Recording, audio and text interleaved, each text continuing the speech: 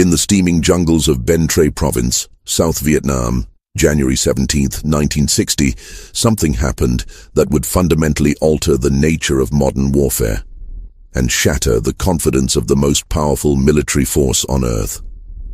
5,000 women materialized from the Mekong Delta villages like specters from an ancient nightmare, surrounding fortified military positions with nothing but bamboo sticks carved to look like rifles.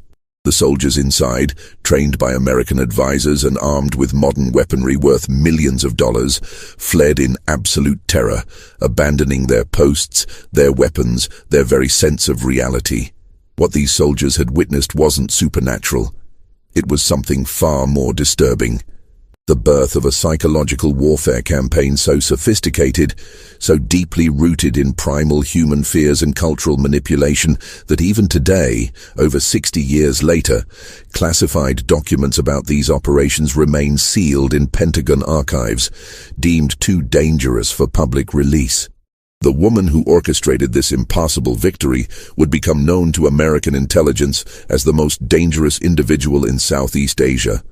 A figure so terrifying that seasoned combat veterans would refuse to speak her name aloud. Yet her story barely appears in Western history books, deliberately suppressed by authorities who understood that some weapons are too terrible to acknowledge. Before we continue with the story of Nguyen Thi Dinh and the psychological horrors she unleashed upon thousands of American soldiers, if you're fascinated by the darkest chapters of military history that governments desperately tried to bury, subscribe to Liturgy of Fear right now and hit that notification bell. And tell us in the comments, what state or city are you listening from? We love knowing where our community of dark history enthusiasts are tuning in from around America. What you're about to hear challenges everything you've been told about the Vietnam War and reveals why certain veterans still wake up screaming from nightmares that may not have been dreams at all. The Mekong Delta in 1960 was a labyrinth of waterways, rice paddies, and dense jungle that seemed designed by nature itself to swallow armies whole. Ben Tre Province, known locally as the Land of Coconut, stretched across this hostile terrain like a green wound, its population of 800,000 souls caught between competing forces that would tear their world apart. The humid air hung thick enough to choke on, carrying the sweet stench of rotting vegetation mixed with something else. The metallic tang of fear that had settled over the region like morning fog since the French colonial days.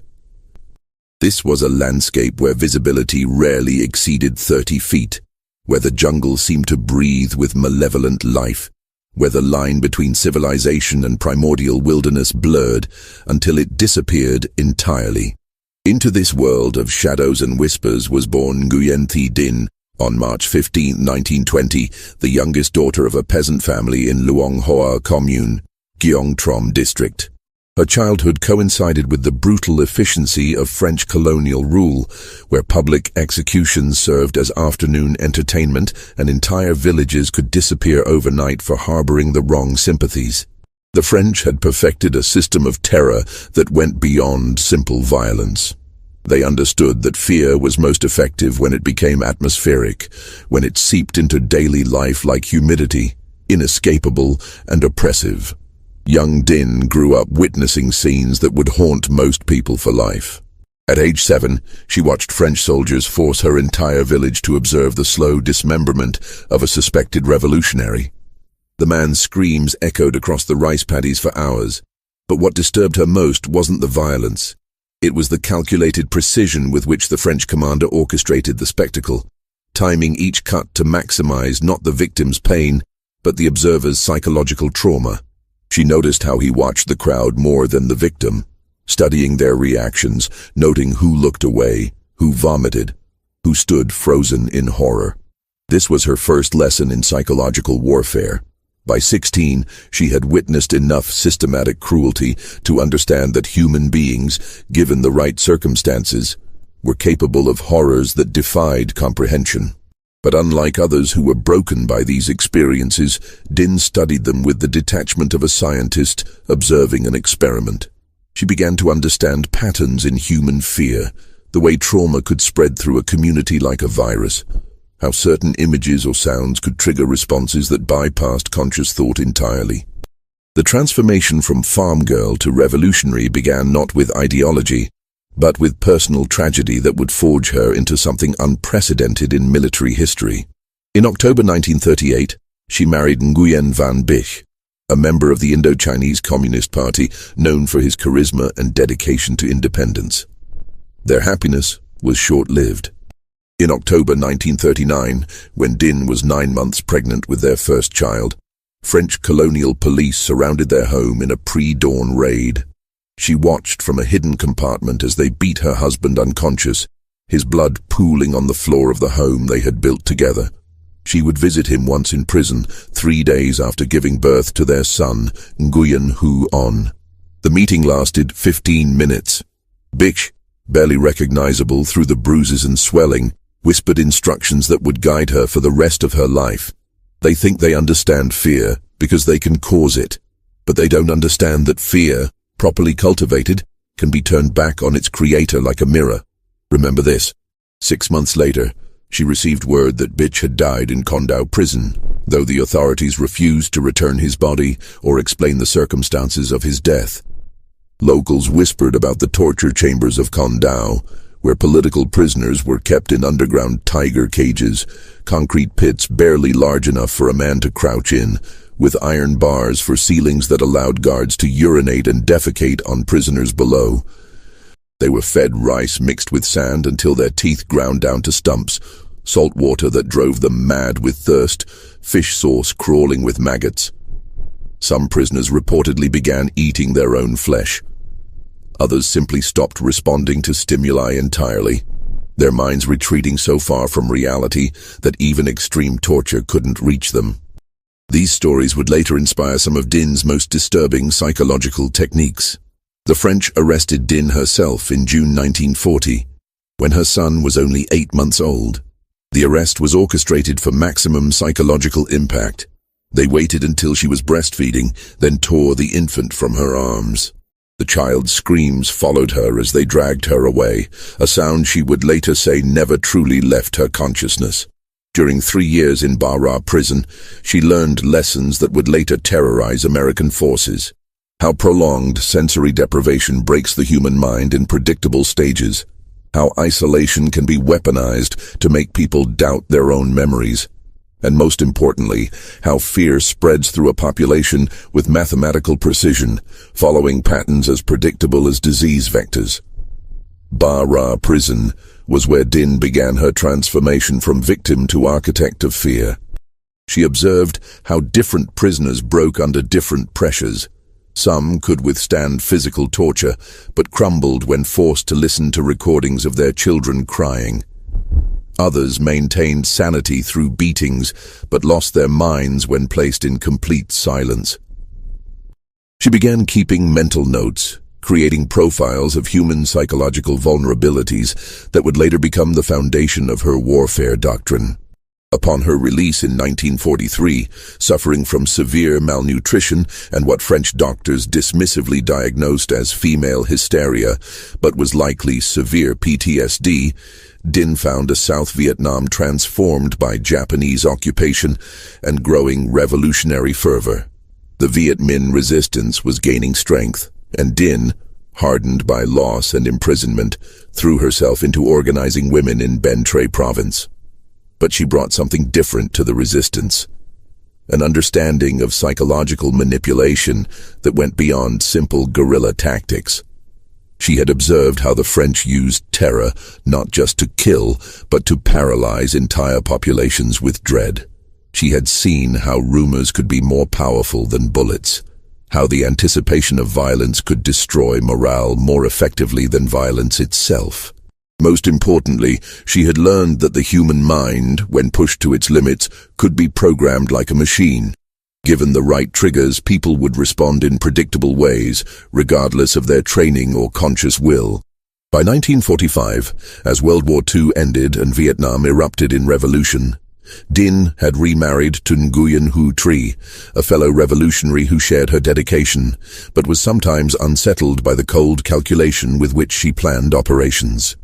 She spoke of warfare not in terms of territory or casualties, but in terms of breaking the enemy's mind, of making them see threats everywhere, trust no one, and ultimately turn their weapons on shadows. She had begun developing what she called the doctrine of imposed madness. The idea that you could drive an enemy insane without ever directly engaging them, simply by controlling their perceptual environment carefully enough. In 1946, she was selected as part of a 4-person delegation to travel north and meet with Ho Chi Minh himself to request weapons and support for the Southern resistance. Ho, upon meeting her, reportedly said, "This woman understands something that our military commanders do not, that in modern warfare, the mind is both the ultimate weapon and the ultimate target." He approved her requests.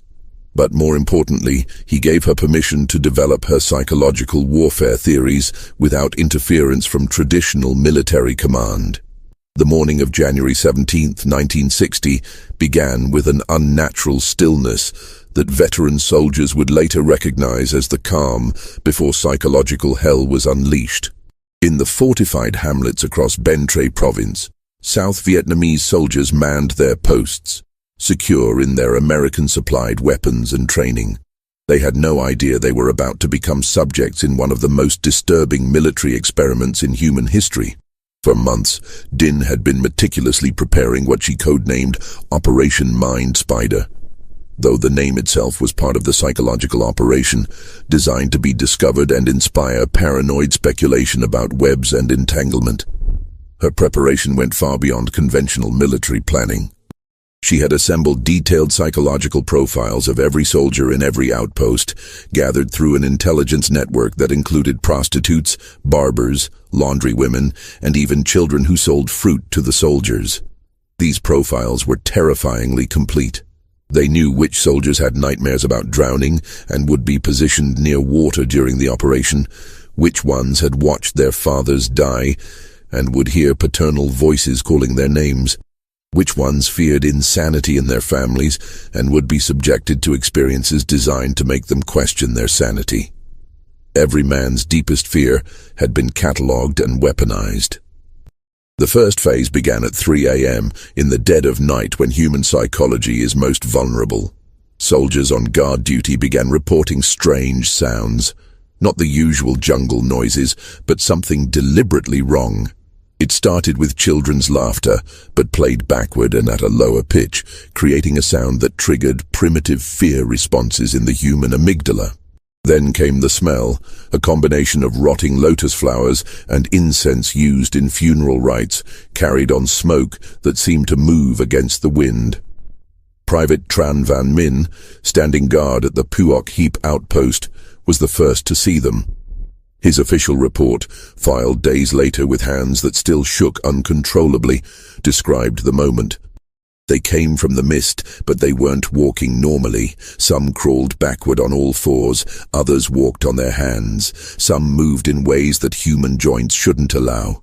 Their faces were painted white like funeral masks, but their eyes were completely black, like they'd poured ink into them.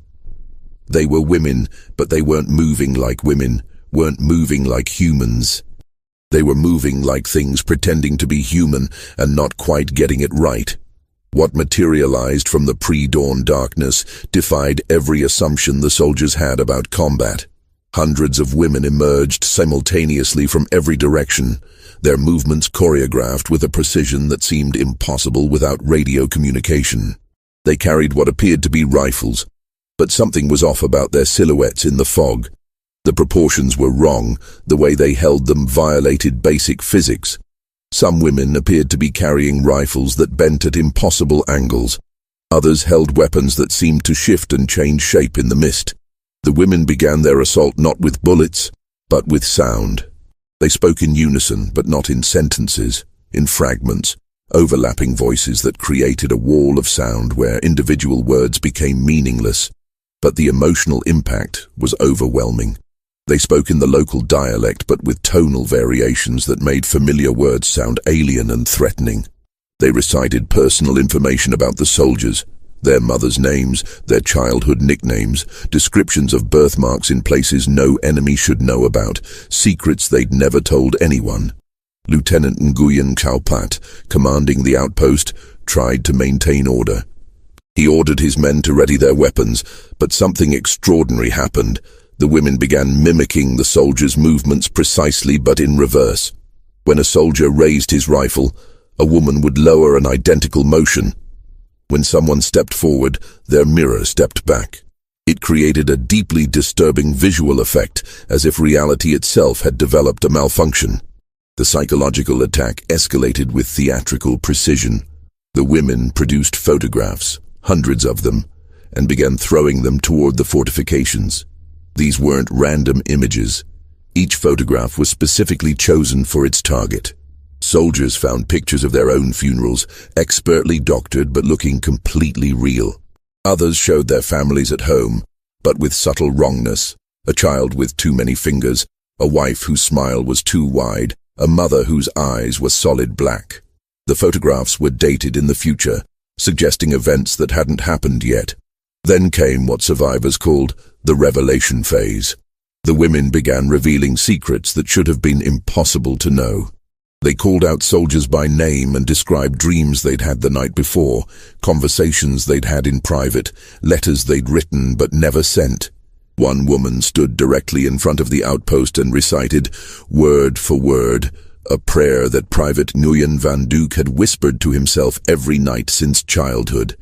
A prayer his grandmother had taught him, that he'd never spoken aloud to anyone. The firecrackers began at exactly 4:17 a.m. Din had chosen this time because in Vietnamese numerology, it represented death and change. But these weren't ordinary firecrackers.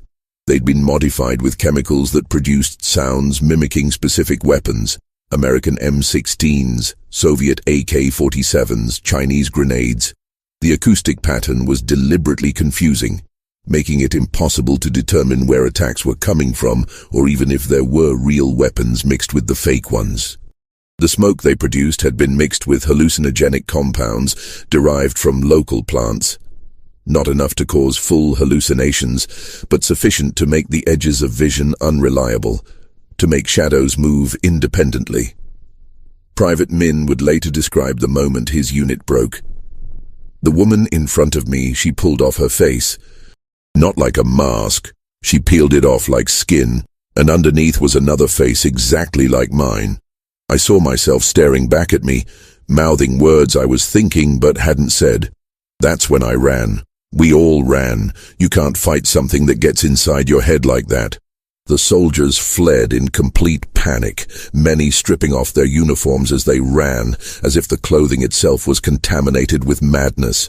Some were found days later, wandering naked through the jungle, unable to explain what they'd experienced. Others never stopped running, deserting entirely rather than risk facing what they'd seen again. In less than 6 hours, without firing a single real bullet, Din's force had captured 159 weapons, including machine guns, mortars, and thousands of rounds of ammunition. But the weapons were secondary to the real victory, the psychological contamination that spread from the fleeing soldiers like a disease. They carried their terror back to other units, their stories growing more disturbing with each telling. Within days, soldiers throughout the province were reporting nightmares about women with backward faces, rifles that turned into snakes, photographs that changed when you weren't looking at them. The fear became self-sustaining, requiring no further action from Din's forces to maintain its grip on the enemy's psyche.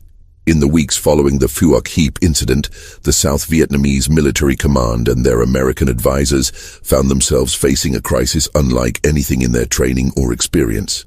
The official reports from fleeing soldiers were so bizarre, so inconsistent with conventional warfare, that many were immediately classified and buried.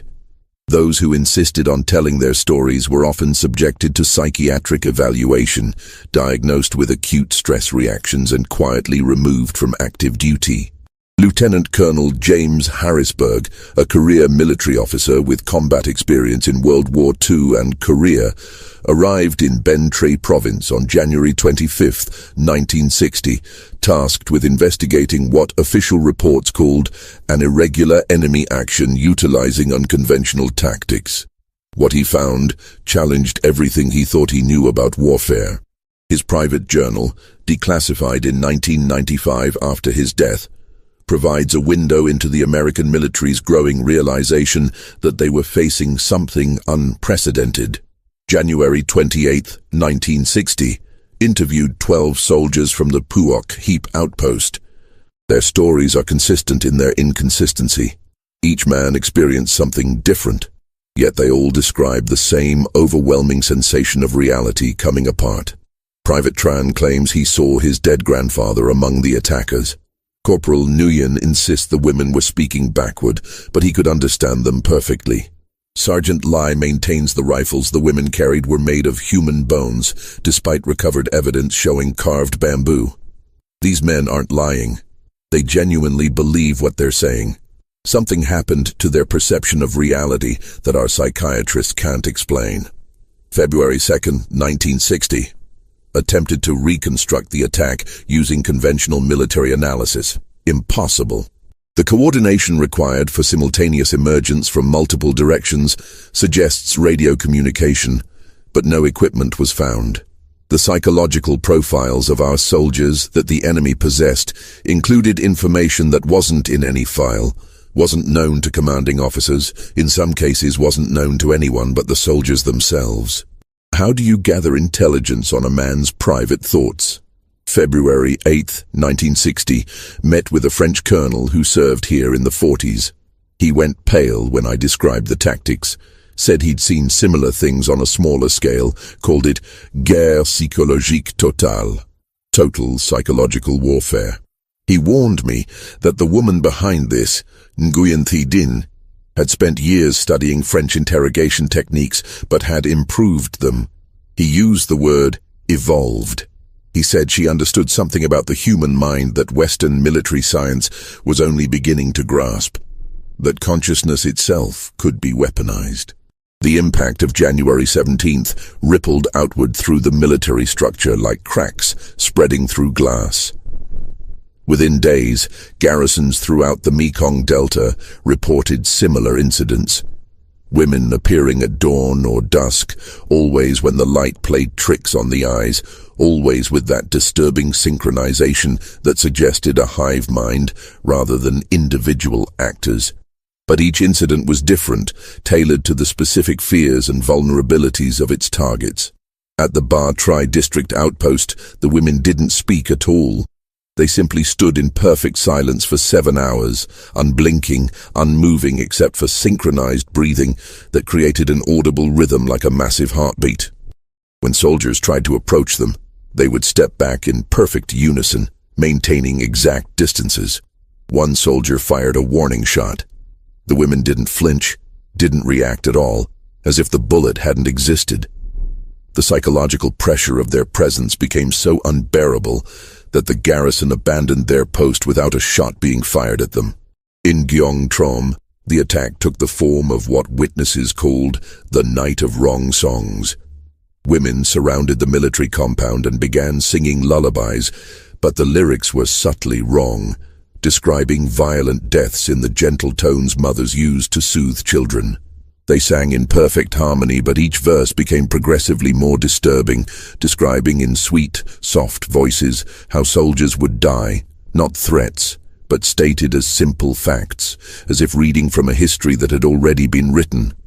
Dinh herself had relocated to a series of hidden command posts throughout Bentray Province, moving constantly but somehow maintaining perfect coordination of operations across hundreds of square miles.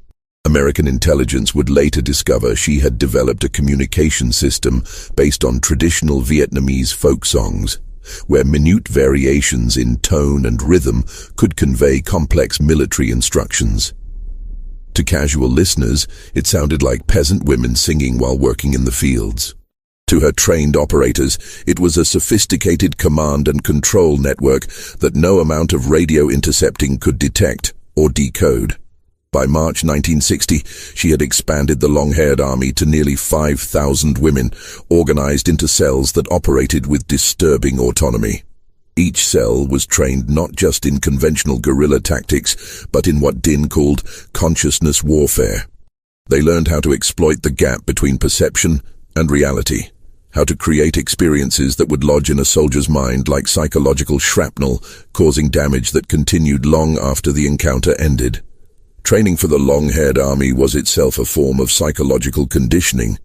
Women would spend weeks in complete darkness, learning to navigate by sound and smell alone.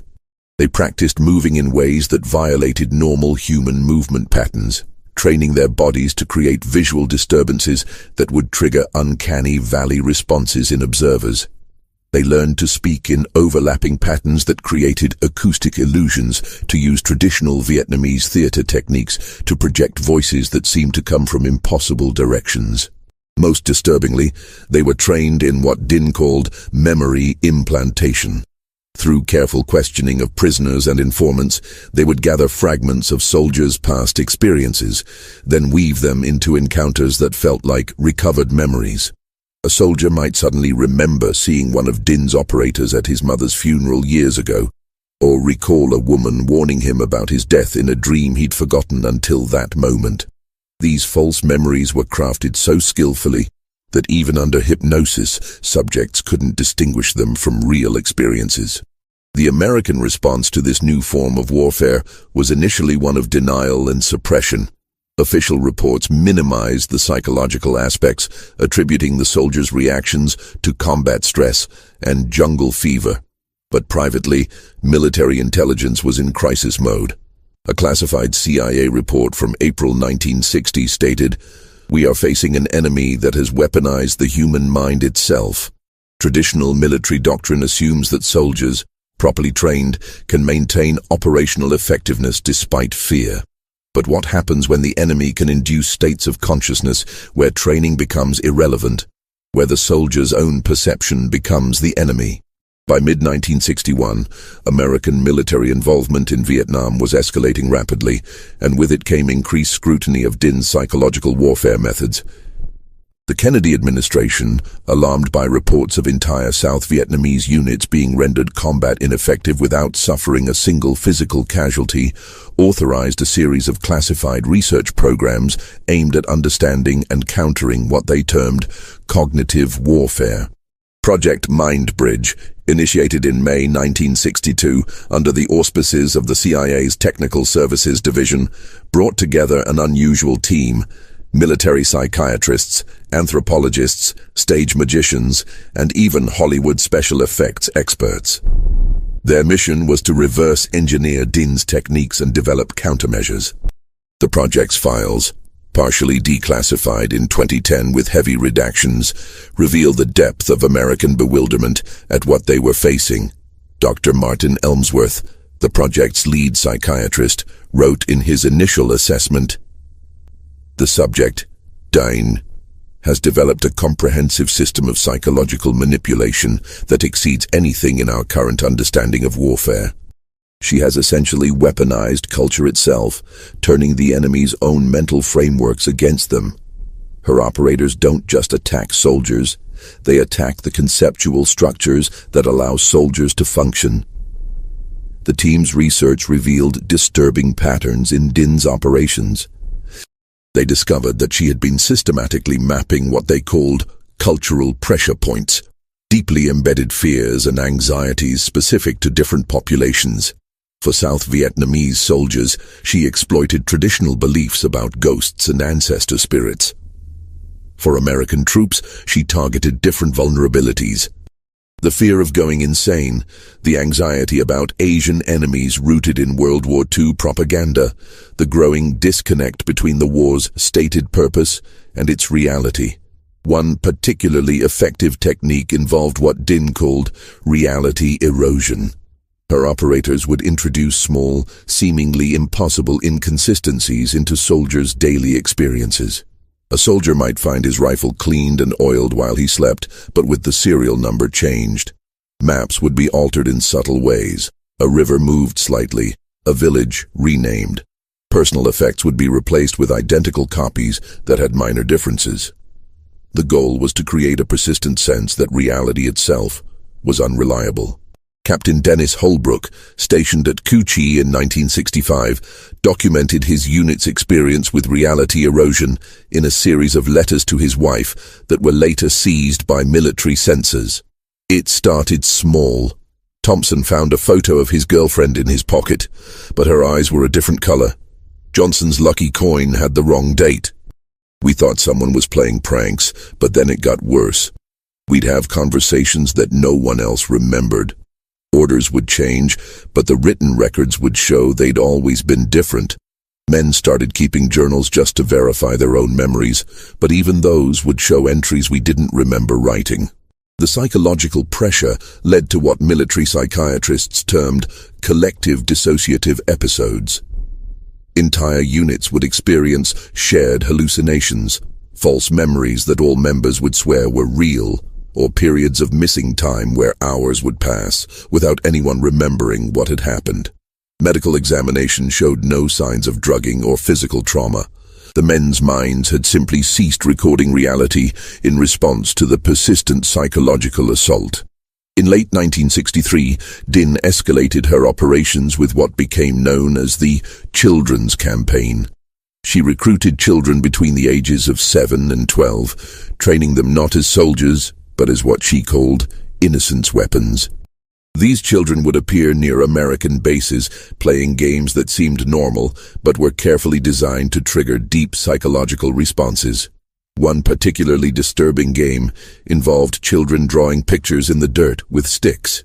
The drawings would start as innocent images, houses, trees, animals.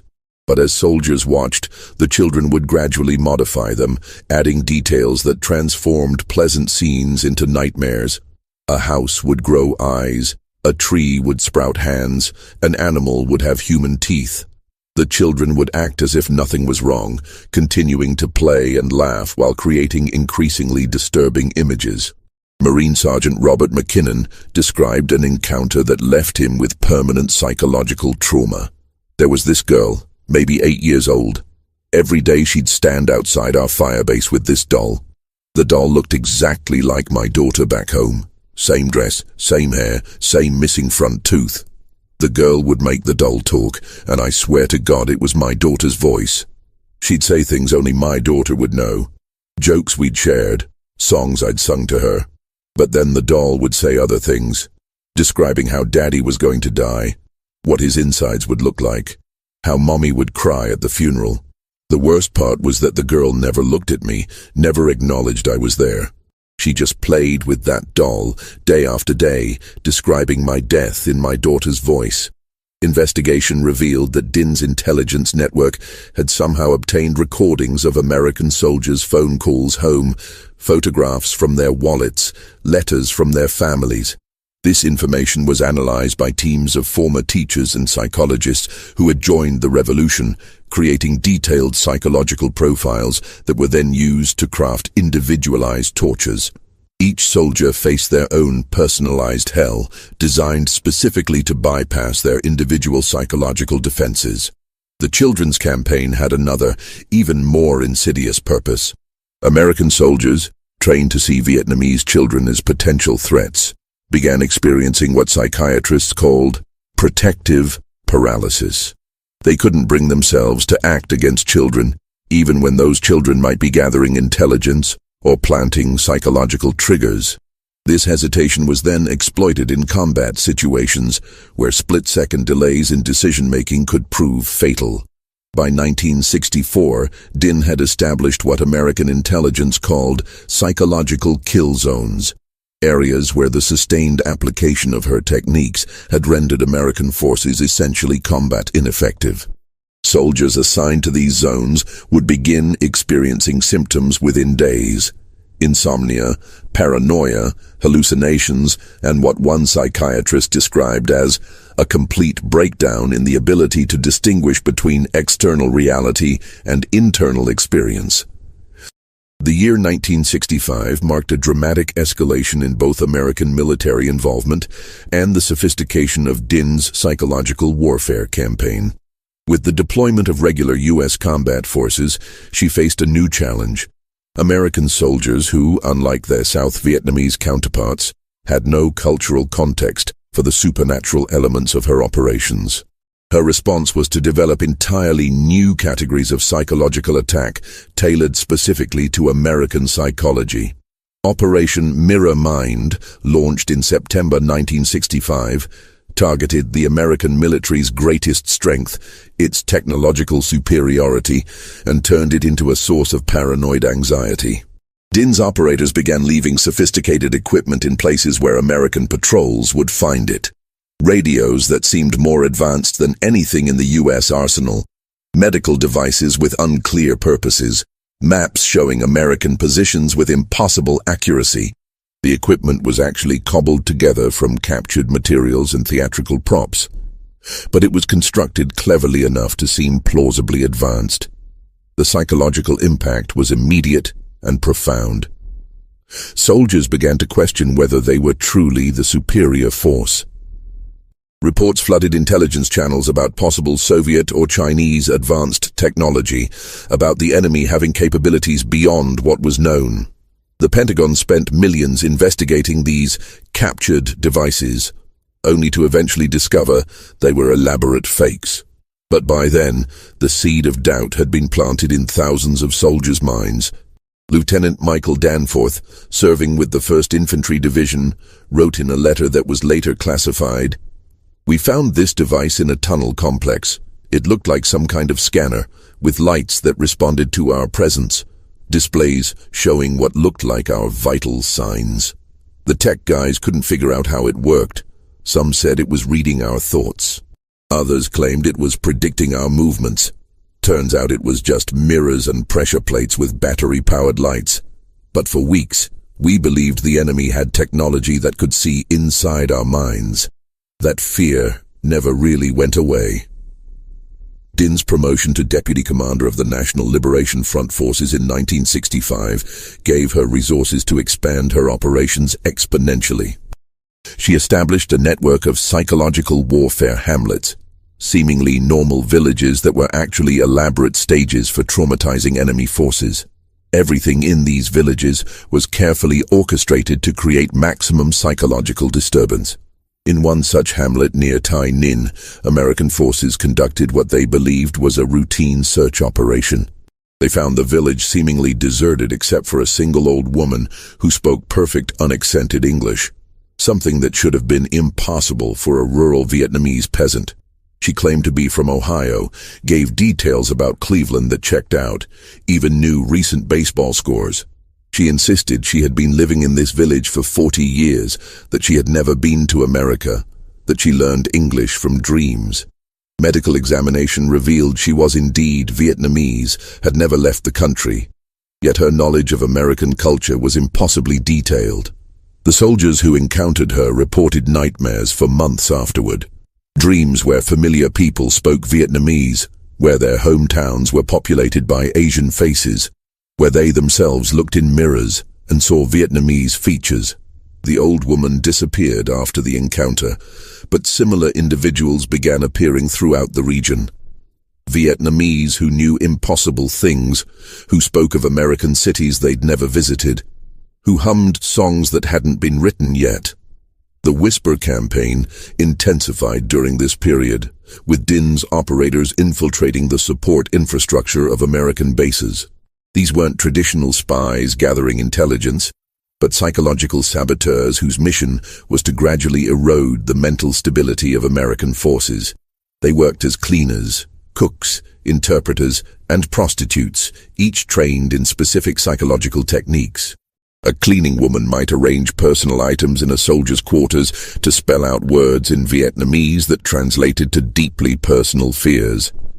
A barber might nick a soldier while shaving him, then mention that the same thing had happened to another American the day before he died, creating a false pattern that the soldier's pattern-seeking brain would latch onto. Interpreters would occasionally mistranslate in ways that created paranoid narratives, suggesting that allies were enemies, that commanders were hiding information, that the war itself was not what it seemed. The prostitutes were perhaps the most psychologically devastating. They were trained to whisper names of soldiers' girlfriends or wives during intimate moments, to suddenly speak in the voices of women back home, to know things about their clients' sexual histories that no one could know. Some soldiers reported that these women would suddenly age decades in moments, their faces transforming into elderly versions that predicted how long the soldiers had to live. Whether through makeup, lighting tricks, or induced hallucinations, the effect was devastating to morale. By late 1966, Din had orchestrated what many consider her masterpiece of psychological warfare, Operation Siren's Call. This operation targeted the fundamental trust between American soldiers and their South Vietnamese allies, exploiting racial tensions and cultural misunderstandings to create an atmosphere of total paranoia. The operation began with a series of seemingly unrelated incidents. South Vietnamese soldiers attached to American units began experiencing what appeared to be personality changes. A previously cheerful translator became morose and silent. A trusted scout began making small but significant navigational errors. A liaison officer started forgetting English words he had known for years.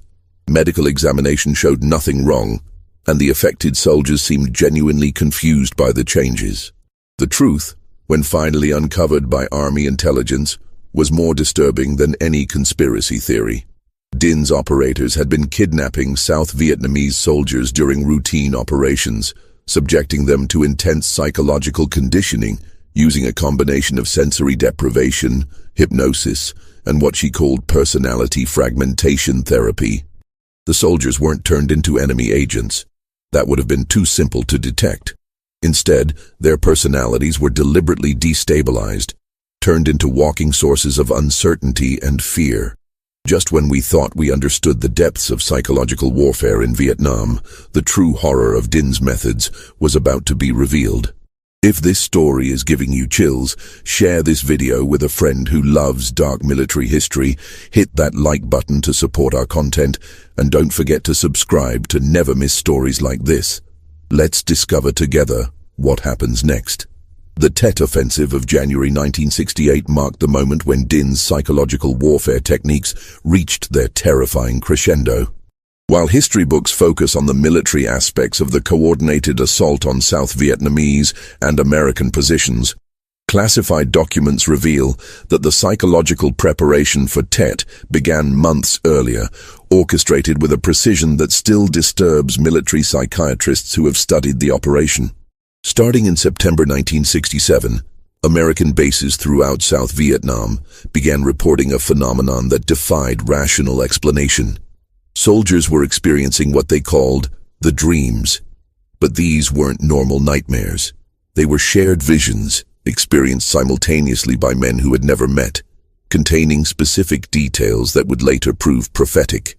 The dreams always followed the same pattern: a celebration that turned into slaughter, fireworks that became gunfire, friends who revealed themselves as enemies, familiar faces that peeled away to show death beneath. Private First Class Michael Thornton, stationed in Saigon, recorded in his journal on December 15, 1967, had the dream again last night. We were all celebrating New Year's Vietnamese style. Paper dragons, firecrackers, the whole thing. Everyone was laughing, drinking, even the Vietnamese seemed friendly. Then the dragon's mouth opened, and instead of a man inside, there was nothing. Just black. An absence of everything, and from that black came bullets, but they weren't really bullets. They were words in Vietnamese that I could somehow understand, and they were telling me things about myself that nobody knows, things I've never told anyone, things I've tried to forget, about what I did to that girl in Da Nang, about how I really feel about the war, about what I want to do to Lieutenant Morrison. I woke up and found out 7 other guys in my barracks had the exact same dream, word for word. Even the parts about my secrets, except in their dreams, it was their secrets being revealed. The dreams intensified as Tet approached, becoming more specific, more prophetic. Soldiers dreamed of exact times and locations where attacks would occur, specific individuals who would betray them, particular wounds they would suffer. The psychological pressure was so intense that some units were at 50% combat effectiveness before the offensive even began, with soldiers refusing to stand in certain locations or interact with specific individuals based on their dreams. Dr. Sarah Blackwood, an Army psychiatrist who studied the phenomenon, theorized that DIN's operators had discovered how to induce specific dream states through a combination of subsonic frequencies, pheromone triggers, and visual cues planted throughout the day. But even she admitted this didn't fully explain how soldiers stationed hundreds of miles apart could experience identical visions on the same night, down to the smallest details. The truth, discovered only years later through captured documents, was that DIN had spent 2 years developing what she called collective consciousness infiltration. Using a combination of traditional Vietnamese meditation techniques, modern psychological conditioning, and what could only be described as weaponized folklore, her operators had learned to plant what she termed psychic viruses, ideas that would spread from mind to mind through social contact, growing more detailed and more terrifying with each transmission. As January 30th, 1968 approached, the psychological operations reached a fever pitch. In the days leading up to Tet, DIN's operators executed what they called the Revelation Protocol. Trusted South Vietnamese allies began revealing impossible knowledge. Battle plans that hadn't been finalized, personal information about soldiers that had never been documented, future events described with uncanny accuracy. Some spoke in the voices of dead comrades. Others would switch mid-conversation into perfect regional American accents, speaking as if they were homesick GIs from Iowa or Texas, then switch back with no memory of what they'd said. On the night of January 29th, mere hours before the offensive began, thousands of American and South Vietnamese soldiers reported the same phenomenon. Absolute silence. Not quiet. Silence. No insects, no wind, no ambient noise of any kind. The silence was so complete that soldiers could hear their own blood flowing, their own neurons firing. Many reported that in this silence they could hear whispers in Vietnamese that seemed to come from inside their own skulls, counting down to something terrible. When the Tet Offensive exploded across South Vietnam in the early hours of January 30th, the psychological preparation proved devastatingly effective. Soldiers who had been dreaming about the attack for months experienced paralytic déjà vu. They knew what was happening, had lived through it dozens of times in their nightmares, but this foreknowledge didn't help. It made things worse.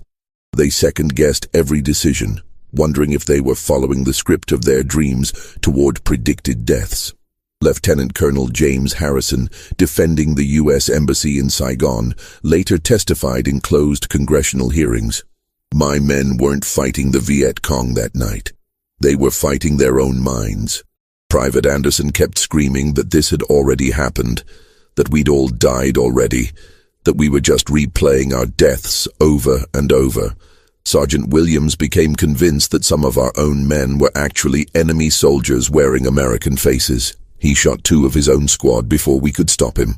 Corporal Davis simply sat down in the middle of the firefight and started laughing, saying none of it was real, that we were all still dreaming. The enemy didn't need to break through our defenses. We destroyed ourselves from within. The most psychologically devastating aspect of Tet was what DIN called the Great Unmasking. Throughout the offensive, trusted South Vietnamese allies, people who had worked alongside Americans for years, suddenly revealed themselves as long-term psychological operatives. But they didn't simply turn their guns on American forces. Instead, they began describing, in perfect detail, every moment of manipulation they had performed over the years. A translator who had worked at MAC-V headquarters for 3 years stood up during the attack and began listing every piece of misinformation he had planted, every paranoid thought he had seeded, every small act of psychological sabotage he had performed. He revealed how he had been slowly driving specific officers insane, documenting their gradual mental deterioration with clinical precision. Then, having delivered his revelation, he returned to fighting alongside the Americans as if nothing had happened, claiming no memory of what he'd said. These revelations shattered the fundamental trust necessary for military operations. Americans could no longer tell if their allies were enemies, if their enemies were allies, or if the entire distinction had become meaningless. Some soldiers reported that during the fighting, enemy and friendly forces would spontaneously switch roles. Viet Cong would suddenly fight alongside them against South Vietnamese forces, then switch back without transition. Whether this actually happened or was a mass hallucination brought on by months of psychological conditioning remains unclear. Nguyen Thi Dinh herself, now operating with the authority of a general, though not yet officially holding the rank, coordinated the psychological aspects of Tet from a command bunker that was itself a masterpiece of psychological warfare. Built beneath a Buddhist temple in Ben Tre, the bunker was designed to disorient anyone who entered it. Corridors that seemed to go straight actually curved imperceptibly, making people walk in circles while believing they were going forward. Rooms were built with subtly wrong angles that triggered subconscious discomfort.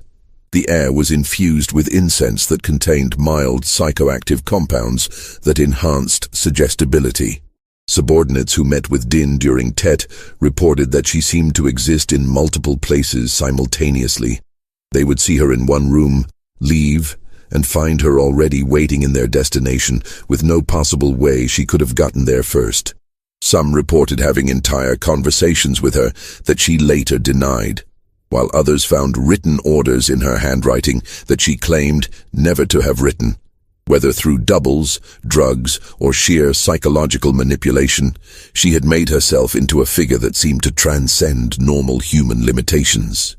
On February 2nd, as the initial phase of Tet wound down, Dinh issued what became known as the Prophecy, a series of predictions about the war's future that were broadcast through hidden speakers throughout areas where American forces were concentrated. The prophecy described in disturbing detail the eventual American withdrawal, the fall of Saigon, specific dates and events that wouldn't occur for years. At the time, it seemed like propaganda. In retrospect, its accuracy was so precise that some intelligence analysts believe Dinh had somehow managed to implant post-hypnotic suggestions in key military and political figures that influenced their future decisions. The years following Tet saw Nguyen Thi Dinh elevated to legendary status within North Vietnamese military circles. In April 1974, she was officially promoted to Major General, becoming the first woman in Vietnamese history to achieve that rank.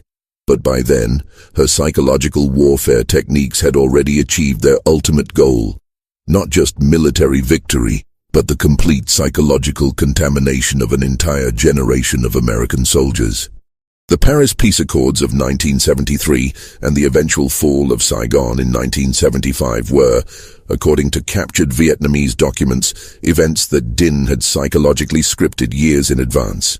She had spent the final years of the war not fighting battles but planting what she called seed memories, psychological triggers that would influence American political and military decisions long after the fighting ended. Veterans returning home carried these seeds with them, spreading a contagion of doubt and fear that influenced public opinion and policy in ways that are still being discovered. Dr. Richard Knowles, who spent 15 years treating Vietnam veterans at the VA hospital in Los Angeles, documented patterns of psychological damage that didn't match any known form of PTSD. These men had memories that couldn't have happened, knowledge they couldn't have acquired, fears of things that didn't exist. They would draw symbols they'd never seen before, speak phrases in Vietnamese they claimed not to know, describe in perfect detail places they'd never been.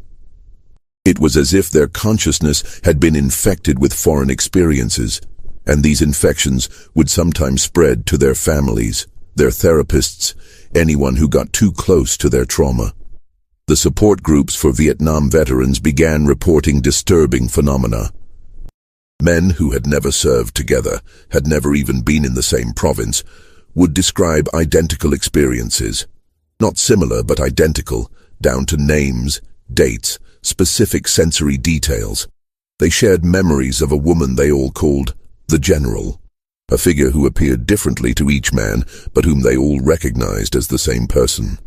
She would appear in their dreams even decades after the war, sometimes young, sometimes old, always knowing things about their present lives that should have been impossible.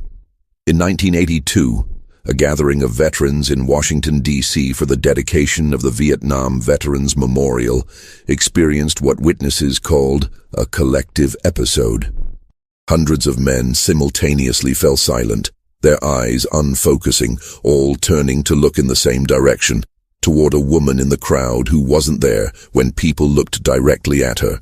For exactly 3 minutes, these men stood frozen, tears streaming down their faces, before suddenly returning to normal with no memory of what had happened. Security footage from the event, reviewed years later, showed no woman in the location they had all been staring at, just an empty space that seemed to shimmer slightly, as if the air itself was wrong. The true extent of Dinh's psychological operations only began to emerge in the 1990s, when both American and Vietnamese archives were partially open to researchers. What they found challenged fundamental assumptions about the nature of consciousness and the limits of psychological manipulation. Dinh had maintained detailed records of her experiments, treating them as scientific research into the boundaries of human perception and the malleability of memory.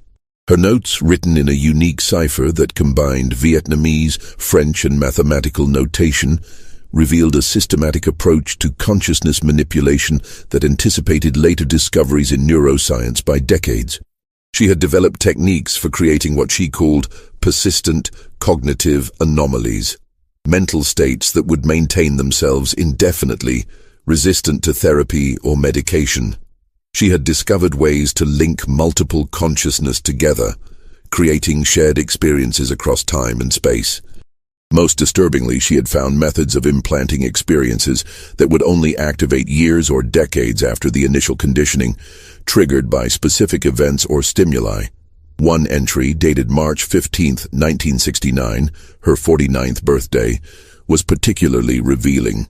The Americans believe warfare is about destroying the enemy's body or breaking their will. They don't understand that consciousness itself can be transformed into a weapon that continues firing long after the war ends. Every soldier who returns home carries with them a piece of the battlefield, not in their memories, but in the structure of their consciousness itself. They will spread what they've experienced like a virus, infecting their society with doubt, fear, and the knowledge that reality itself is negotiable. This is our true victory, not the liberation of the South, but the liberation of the human mind from the illusion of fixed reality. When Dinh died on August 26, 1992, her funeral was attended by thousands, including many of the women who had served in the long-haired army. These aging warriors shared stories that had never been officially documented, operations that even Dinh had considered too dangerous to record. They spoke of techniques that could permanently fragment a person's sense of self, of methods for creating memories so real that they would override actual experiences, of ways to reach across time and affect events that had already happened or hadn't happened yet. One former operator, Madame Tran Thi Han, revealed shortly before her own death in 2010, "The General taught us that the mind exists in more dimensions than the body. What you call psychological warfare was just the surface. We learned to fight in places that don't have names, against enemies who didn't know they were enemies, using weapons that weren't weapons until they were fired.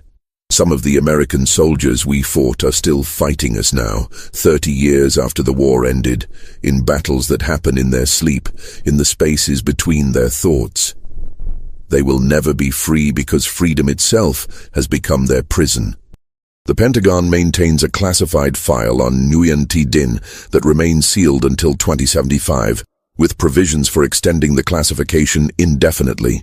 According to those who have seen portions of it, it contains not just military intelligence, but what one source described as ontological hazards.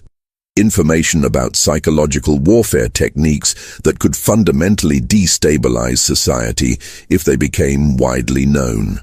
The file allegedly includes documentation of incidents that violate our understanding of causality, consciousness, and the nature of human experience itself.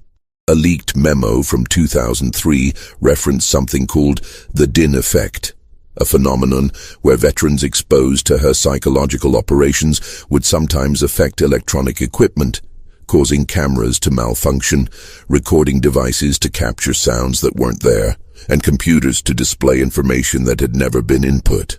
The memo recommended that certain veterans never be allowed near sensitive equipment and that their medical records be kept on paper only, as digital records had a tendency to contaminate other files in unexplainable ways. Modern military psychiatrists studying Din's techniques have reached a disturbing conclusion. Her methods worked not by creating false experiences, but by revealing that all experiences are, in a sense, false. That consciousness itself is a kind of controlled hallucination that can be hacked, modified, and weaponized. The veterans she traumatized weren't damaged in the conventional sense. They had been given knowledge that human beings were never meant to have, shown truths about the nature of mind and reality that our psychological defense mechanisms normally hide from us. Dr. Jennifer Crenshaw, who has spent the last decade studying what she calls Din syndrome in Vietnam veterans, puts it this way. Imagine if someone showed you that your entire life, every memory, every experience, every thought, was just one possible configuration of consciousness among infinite possibilities, all equally real. Imagine if they could make you experience those other possibilities, live those other lives, be those other people. That's what these veterans are dealing with. They don't have PTSD, they have multi-reality stress disorder. They're not traumatized by what happened to them. They're traumatized by discovering that happening itself is an illusion. In the years after the war, researchers have tried to piece together the full extent of Din's psychological warfare program. What they've found raises more questions than answers.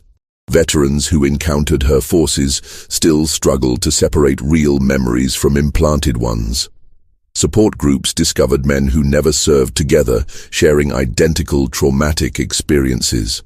Military psychiatrists documented cases of soldiers knowing information they couldn't possibly have learned. The Pentagon's classified file on Nguyen Thi Dinh remains sealed until 2075. Those who have seen portions describe warnings about psychological techniques considered too dangerous for modern warfare. The file allegedly concludes with a single chilling recommendation: do not attempt to replicate. Do not attempt to counter. Forget. But forgetting isn't possible for those who experienced her methods firsthand. They live with the knowledge that everything they thought they knew about the human mind, its limits, its defenses, its fundamental nature, might be wrong. Nguyen Thi Dinh didn't just win a war. She proved that reality itself could be weaponized, that consciousness could be turned against itself, that the battlefield of the mind has no borders and no rules. Perhaps that's her true legacy. Not the military victory, but the demonstration that the most terrifying weapon ever created isn't nuclear, biological, or chemical. It's psychological. And once that door is opened, it can never be fully closed. What do you think really happened in those jungles? Were Din's methods purely psychological? Or did she discover something about human consciousness that defies our understanding? Leave your theories in the comments below. If you found this investigation into hidden military history compelling, subscribe to Liturgy of Fear and hit the notification bell. Share this video with someone who thinks they know the full story of the Vietnam War. Until next time, this is Liturgy of Fear, reminding you that the most terrifying battles are the ones fought in the mind.